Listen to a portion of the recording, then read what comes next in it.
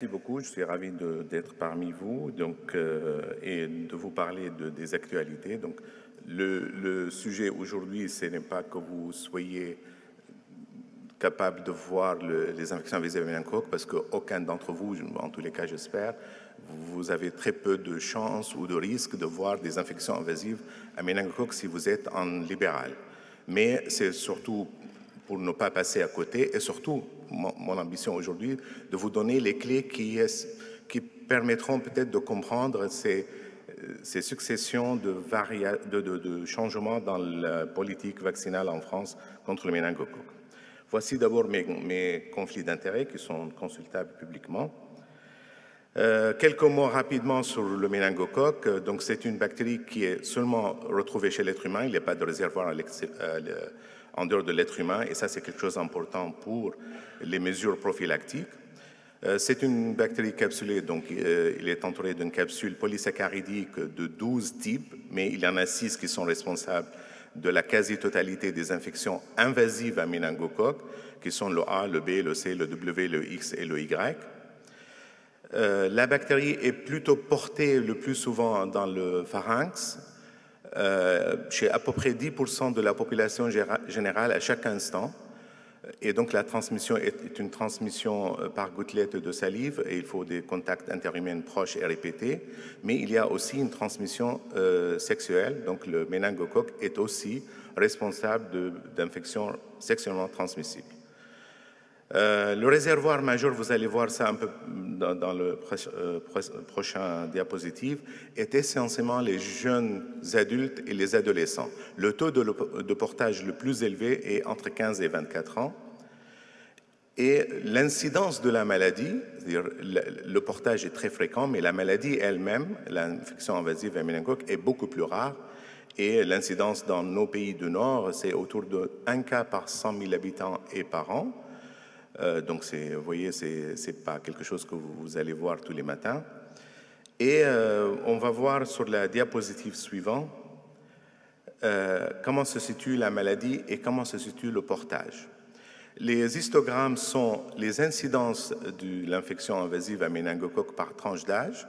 Et vous voyez, il y a 3 pics qui sont entourés ici, chez les moins d'1 an, chez les ados et les adultes jeunes, et surtout, chez quelque chose que peu de gens vous le racontent, il y a un 3e pic chez la personne au-delà de 75 ans. Et ça, c'est quelque chose de majeur puisque les formes cliniques et la prévention est complètement différente ici. Le portage, lui, il est signalé par la courbe qui est en continu, que vous voyez ici, et avec un pic entre les 15 et 24 ans. Et en fait, le moteur de la maladie est ici. Ces sujets-là sont porteurs et transmetteurs, et les souches nouvelles arrivent d'abord dans cette tranche d'âge, et ensuite la transmission passe la souche dans les autres tranches d'âge. D'où, donc, je vous donne les clés qui nous permettront à la fin de comprendre, je vous mettrai à la fin les recommandations vaccinales. Donc, si vous voulez avoir un impact sur le portage, il vous faut un vaccin qui agit sur le portage, et il faut vacciner, dans ce cas-là, la tranche d'âge où il y a la transmission. Maintenant, on va un peu vous donner la situation épidémiologique, mais à jour. Donc, avant la COVID, ce que je vais vous donner ici, c'est le nombre de cas cumulés par mois. C'est-à-dire, chaque mois, on rajoute les cas du mois sur les mois précédents. Mais je vais commencer pour une année, ce qu'on appelle une année épidémiologique, de juillet en juin. Pourquoi? Parce que l'infection invasive à méningocoque est une infection hivernale, donc pour ne pas louper le pic, on démarre l'année en juillet. Avant la COVID, vous avez cette rivière grise avec la moyenne qui est en noir et l'intervalle de confiance. Et donc, on tournait autour de à peu près 500-450 cas par an. Ça, c'est l'année après l'année 2019-2020.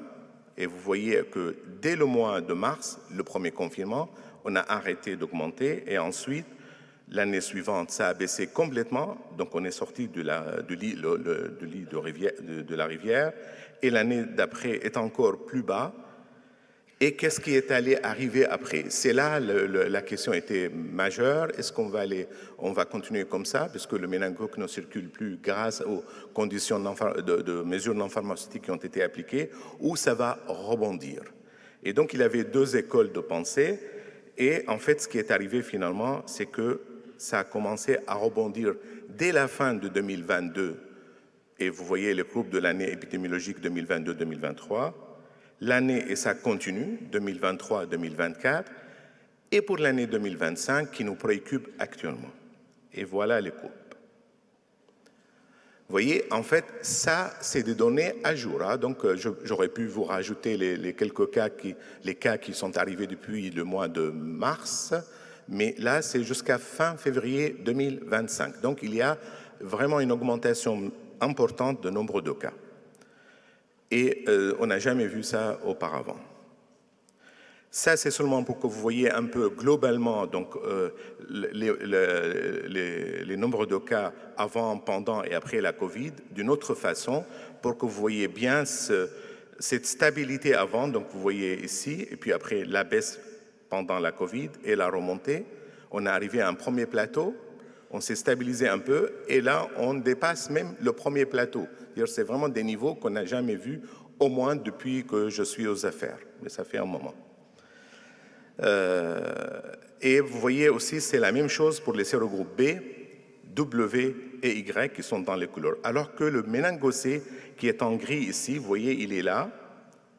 Il a baissé comme tout le monde pendant la COVID et il continue à baisser. Et la raison derrière ça, en grande partie, est liée à la vaccination obligatoire qui a été appliquée en France. Mais avant de vous donner cette information-là, je vais vous donner les données aussi, les mêmes, jusqu'au fin février 2025, mais par tranche d'âge. Vous voyez, le nombre de cas a baissé pendant la COVID dans toutes les tranches d'âge, mais le rebond des cas est dans toutes les tranches d'âge, mais essentiellement le poids de la maladie maintenant est chez la personne adulte et la personne adulte âgée.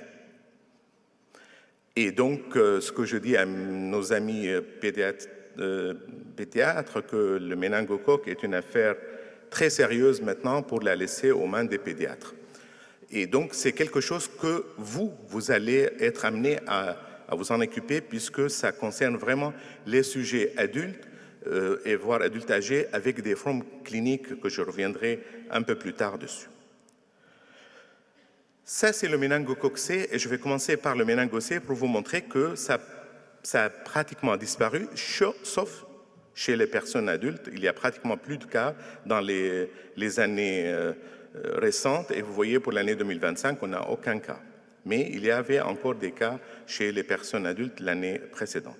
Et ça, c'est encore une fois grâce à la vaccination obligatoire qui a été appliquée en 2018. Et ça, c'est un travail d'un médecin généraliste qui est présent, je pense, dans la salle, et qui a montré que pour les 2 années avant la COVID et 2 années après la COVID, on a une baisse très significative du nombre de cas que vous voyez ici pour les moins de 2 ans où l'obligation a été appliquée, un petit peu moins chez les 2-24 ans où on a une recommandation de vaccination, mais qui n'est toujours pas assez bien suivie, mais il n'y avait pas vraiment une baisse significative dans les autres tranches d'âge et pas pour les autres sérogroupes qui sont le B, le W et le Y.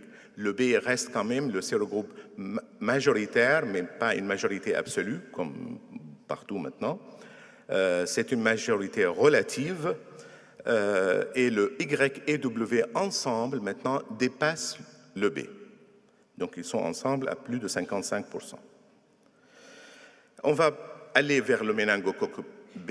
Et le méningocoque B que vous voyez ici, c'est pareil par tranche d'âge. Vous voyez encore une fois, ça augmente dans toutes les tranches d'âge, mais c'est encore une fois le poids de la maladie chez l'adulte, un peu moins chez l'adulte plus de 65 ans, parce que dans cette tranche d'âge, l'adulte âgé, si on veut, c'est essentiellement le Y et le W.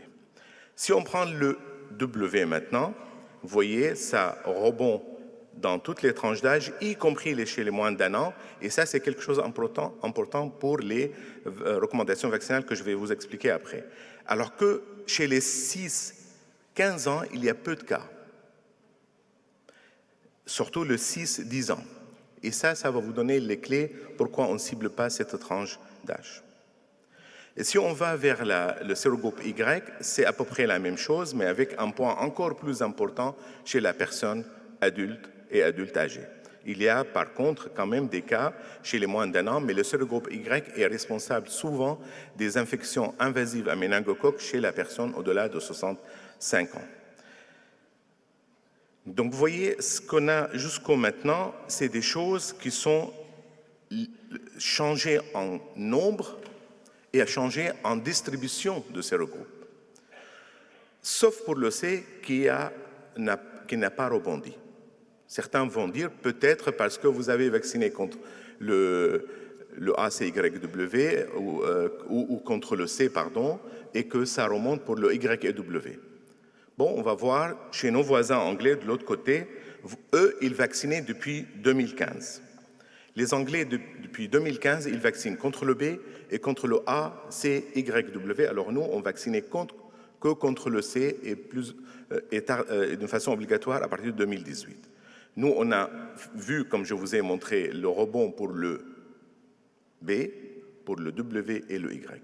Qu'est-ce qui est arrivé chez nos amis anglais?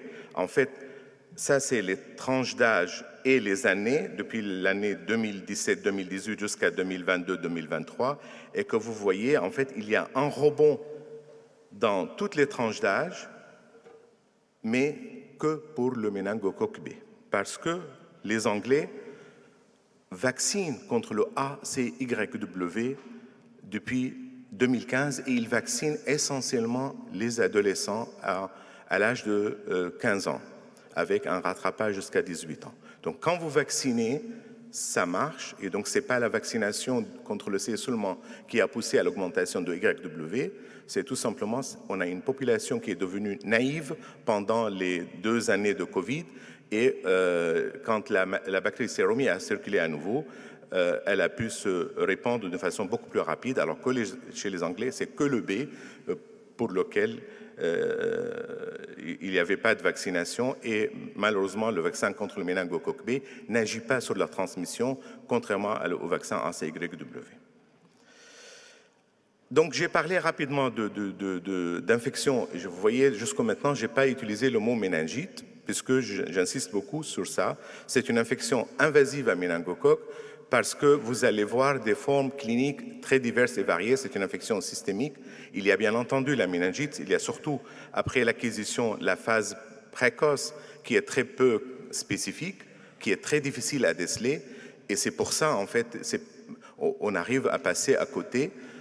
Et c'est pour ça que la prévention est importante. Mais ensuite, la bactérie peut aller vers les méninges et faire méningite, mais il y a toutes ces formes autres. Donc, vous avez des arthrites septiques à méningocoque, vous avez des pneumonies invasives à méningocoque qui se voient essentiellement chez le sujet adulte et adulte âgé. On a même des épiglottites à méningocoque, on a des péricardites, des péritonites. Donc, c'est quelque chose qui est très divers et varié et qui n'est pas facile, effectivement, à déceler. Et là, c'est encore une fois un travail d'un médecin généraliste qui montre ici les variations de formes cliniques en fonction de l'âge.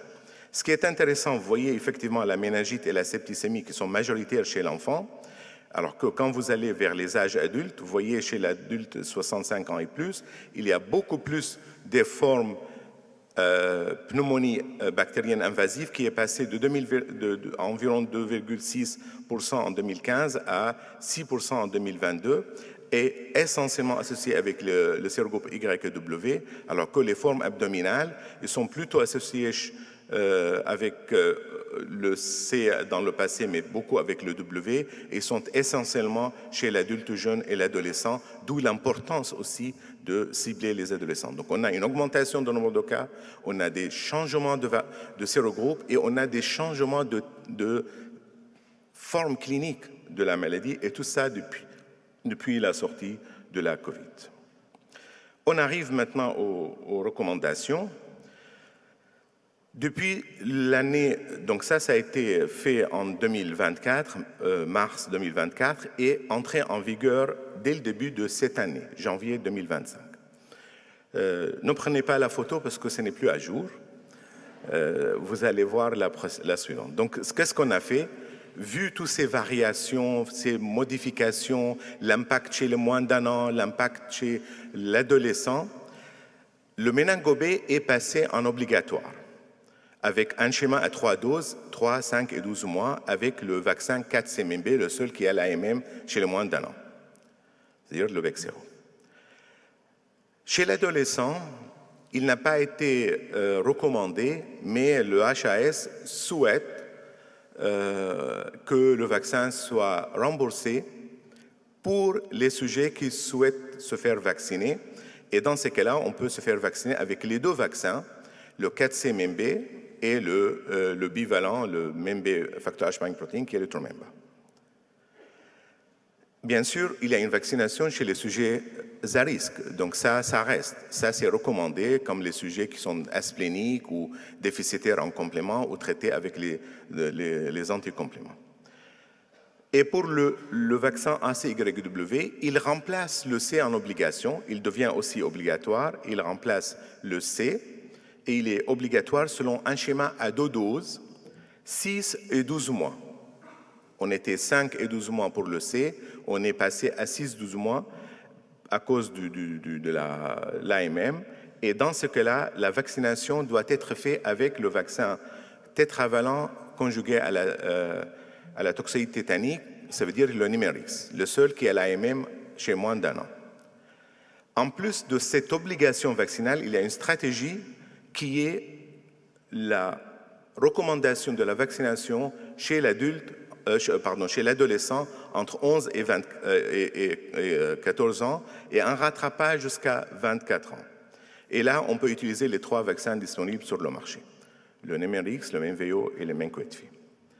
Et ça, c'est important vu ce que je vous ai montré sur la dynamique de la transmission à partir de la tranche d'âge adolescent et adulte jeune. Si vous voulez avoir un bon impact de protection à la fois directe et indirecte, il faut absolument cibler cette tranche d'âge. Alors, et ça marche pour le tétravalent, mais pas pour le méningo B, d'où la moins forte recommandation ou l'absence de recommandation pour le méningo B chez l'adolescent.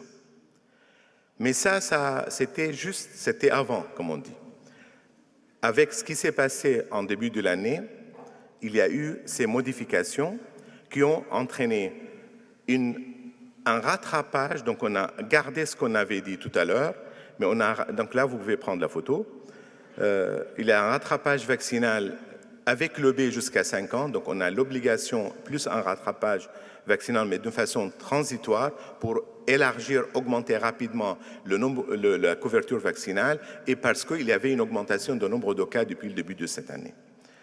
Et l'HAS insiste bien sur le souhait de rembourser le vaccin. Après, il y a, pour le ACYW, l'extension de l'obligation vaccinale, on le dit clairement, c'est jusqu'à 2 ans. C'est-à-dire, les enfants que vous avez vus dans vos cabinets qui ont déjà pris le C à 5 mois et C à 12 mois, ils ont maintenant entre 1 an et 12 ans. Avant, on ne faisait rien. Là, vous leur faites une dose ACYW, quel que soit leur statut avant pour le C.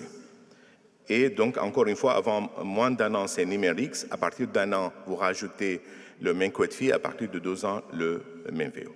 Et le rattrapage, on insiste beaucoup sur le rattrapage. Donc, je peux m'arrêter ici, sauf si vous me permettez de vous dire ce qui s'est passé à Rennes. Est-ce que ça vous intéresse ou pas? Ou j'ai le droit à 2 diapos rapidement. Donc, vous savez que pour le méningo B, on ne vaccine pas autour des cas et on vaccine que quand il y a des situations particulières. Donc, il y a des critères que vous pouvez, sont accessibles sur le net. À Rennes, entre 2024, décembre et février 2025, on a eu 2 grappes de cas de chacun de 3 cas. Et 3 cas dans une seule famille et 3 cas dans le Rennes School of Business. On a cherché beaucoup, on n'a trouvé aucun lien entre les 2 grappes. Maintenant, la question, est-ce que c'est la même souche ou pas? La réponse était oui, c'était la même souche. Et vous allez voir, je vais vous montrer ça rapidement. Et c'est couvert par le vaccin. Donc le fait qu'on n'a pas trouvé un lien entre les deux. Ça veut dire qu'il y a dans la même agglomération 2 grappes de cas sans lien évident. Ça veut dire que la souche circule d'une façon beaucoup plus large dans la population, d'où la vaccination très, très élargie à environ 100 000 personnes. Et je ne vais pas vous ennuyer avec des arbres phylogéniques, loin de là, mais pourquoi je vous ai mis ça? Ça, c'est les 3 des 6 cas qu'on avait vus. Et en fait, c'est un arbre phylogénique. Chaque cercle, c'est une souche. Et les lignes entre les cercles, c'est la distance entre les souches. Et vous voyez les 3 cas de l'île-et-Vilaine, 35, sont pratiquement superposés. Donc, c'est pas que c'est très proche, c'est pratiquement la même souche. Donc, la même souche, 2 grappes de cas non liées en si peu de temps, il fallait vraiment dégainer rapidement et vacciner le plus large possible. Et c'était ça derrière la prise de décision qui était faite pour l'ensemble des jeunes entre 15 et 24 ans dans l'agglomération rennaise. Voilà, je vais m'arrêter ici avec... il faut penser toujours, c'est une maladie très grave, donc il faut avoir une injection de ceftriaxone dans votre trousse. L'épidémiologie est imprévisible et c'est elle qui commande comment on fait la stratégie vaccinale en France. Et cette stratégie nécessite une mise à jour permanente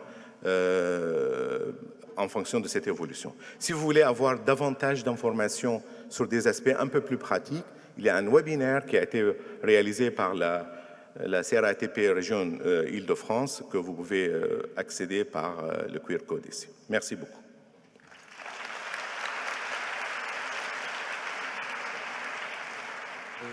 Merci beaucoup. Peut-être une précision, peut-être que je ne sais pas si à apporter, si tout le monde a cette notion, c'est que le vaccin contre le méningocoque B n'a pas d'impact sur le portage, donc qu'il n'y a pas d'immunité collective. Et est-ce que ce qu'on voit en Angleterre sur le maintien du B comme ça, est-ce que c'est lié? C'est ma première question.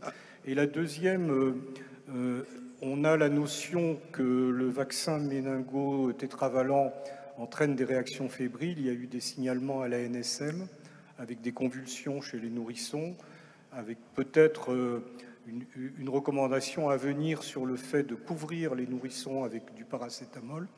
Est-ce que tu peux préciser les choses par rapport à ça? Donc pour la première partie, ta première question, oui. Les Anglais, en fait, depuis 2015, vaccinent contre le B, mais vaccinent que les nourrissons. Donc pas de vaccination de toute façon chez l'adolescent et donc pas d'immunité directe. Et ce vaccin, comme je l'ai dit et comme tu viens de le repréciser, n'agit pas sur l'acquisition de portage. Donc l'augmentation du B, le rebond qui était sur la base du B en Angleterre, est lié au fait que les adolescents qui sont les premiers porteurs n'étaient pas protégés, ils n'étaient pas vaccinés. Et donc, la souche est arrivée et s'est transmise dans la population. Et c'est ça qui était derrière le rebond. La deuxième question, en fait, oui, c'est très intéressant et c'est lié à ma première réponse. En fait, si on veut éviter une vaccination avec un vaccin qui agit sur le portage chez le nourrisson, il faut bien vacciner les adolescents, ce que je vous ai montré. Si on vaccine rapidement nos adolescents de 14, 15 à 24 ans, mais de façon rapide, à une couverture vaccinale très importante, on peut se passer de la dose de 6 mois. On n'aura plus besoin de la dose de 6 mois. Et ça évite effectivement tout problème de réactogénicité chez le nourrisson. Mais c'est la condition de ça, c'est vacciner les adolescents. Et c'est ça la difficulté. L'adolescence, c'est pas facile à faire vacciner. Et les Néerlandais, ils ont montré ça d'une façon très claire. Ils ont vacciné de 1 à 18 ans et très bien. En 1 an et demi, ils ont dépassé 90% et il y avait plus de cas chez les moins d'1 an qui n'étaient pas vaccinés.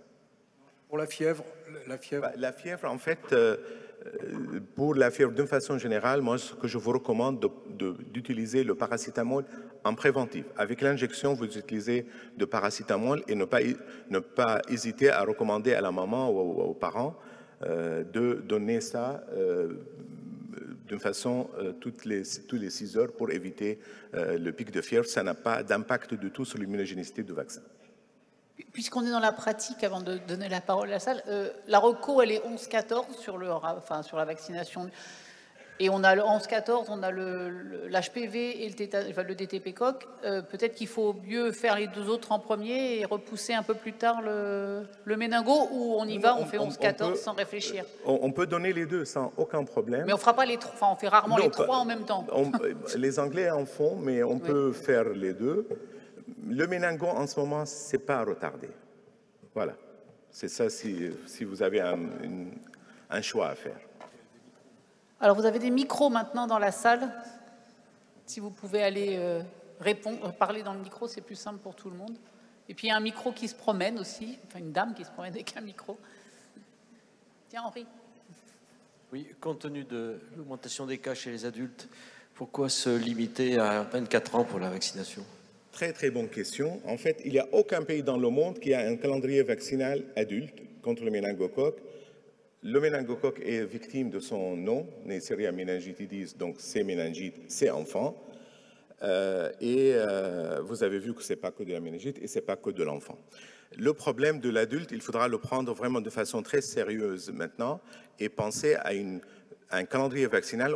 On a un groupe de réflexion mondiale qui œuvre dans ce sens-là pour faire un calendrier qui n'est pas des rappels de l'enfance. C'est pas ça. Hein. C'est vraiment un calendrier spécifique en fonction des formes cliniques et des sérogroupes.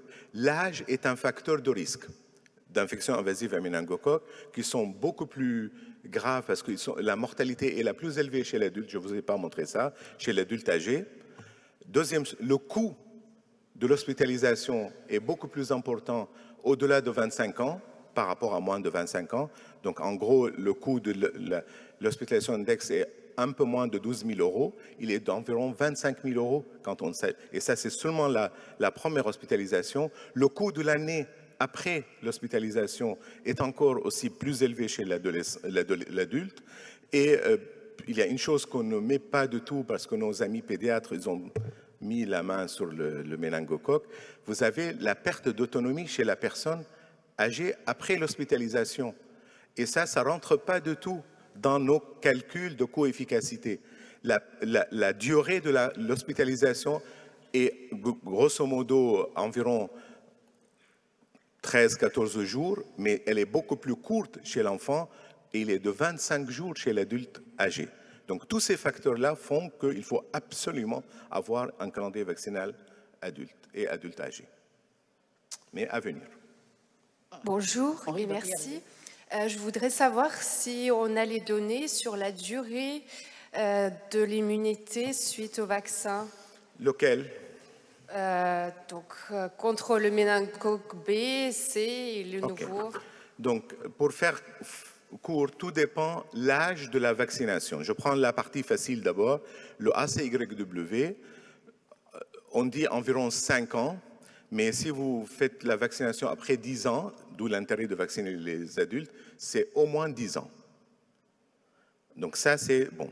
Pour le B, le vaccin, selon les données de la vraie vie, protège entre 3 à 5 ans. Et quand vous avez besoin de rappels, nous, on dit pour les sujets immunodéprimés qu'il faut être vacciné, on fait des rappels tous les 5 ans. Les Américains recommandent les rappels tous les 2 à 3 ans pour le B, pas pour le ACYW. Donc ACYW, c'est 5 à 10 ans selon l'âge. Pour le B, c'est entre 3 et 5 ans. Une dernière question? Oui, bonjour, j'interviens en crèche.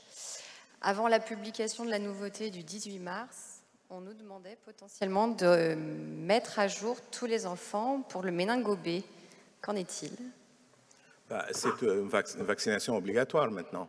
Donc, vous devez, en tant que responsable de crèche, avoir je ne sais pas quel âge arrive aux enfants. Il n'était pas dans l'obligation vaccinale. Ah non, il est dans l'obligation depuis le début de cette année, pas depuis le 18 mars. Et on peut leur refuser l'entrée en crèche? Normalement, oui. En fait, c'est l'arme ou l'outil qui reste pour inciter les parents à faire vacciner leur nourrisson. C'est une vaccination obligatoire.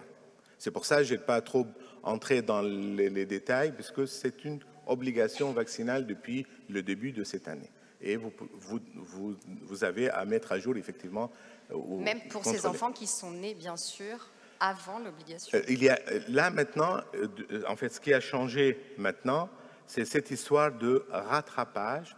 C'est-à-dire les enfants qui étaient, on regardait seulement les enfants qui étaient moins de 2 ans. Là maintenant, vous avez jusqu'à 5 ans.